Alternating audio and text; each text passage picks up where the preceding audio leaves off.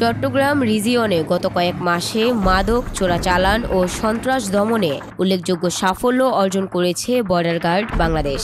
এ সময় জব্দ করা হয়েছে 34 কোটি 45 লাখ টাকার মাদকদ্রব্য, যার মধ্যে রয়েছে 4,29,000-এর বেশি ইয়াবা, 58 কেজি গাঁজা এবং বিভিন্ন বিদেশি মাদকদ্রব্য। চোরাচালান প্রতিরোধে আটক করা হয়েছে আরও 1 কোটি 31 লাখ টাকার পণ্য, যার মধ্যে ছিল বিদেশি cigarette, cosmetics, Phensedyl, mobile accessories ও স্বর্ণালংকার। সীমান্ত নিরাপত্তা জোরদারে নির্মাণ করা হয়েছে নতুন একটি বিওপি। আর পাহাড়ি অঞ্চলে পরিচালিত বিশেষ অভিযান উন্নয়ন সন্ত্রাসী কার্যক্রম কমিয়ে এনেছে উল্লেখযোগ্যভাবে। খাগড়াছড়ি, রাঙামাটিতে আইনশৃঙ্খলা রক্ষা, দুর্গম এলাকায় জরুরি সহায়তা এবং জালিয়াপাড়া এলাকায় রাত্রিকালীন টহলে আরও নিরাপত্তা হয়েছে সীমান্ত ঘেঁষা জনপদ।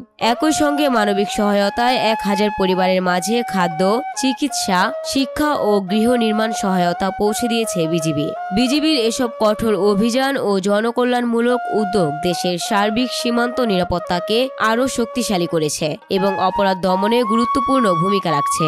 Desk report, news Times.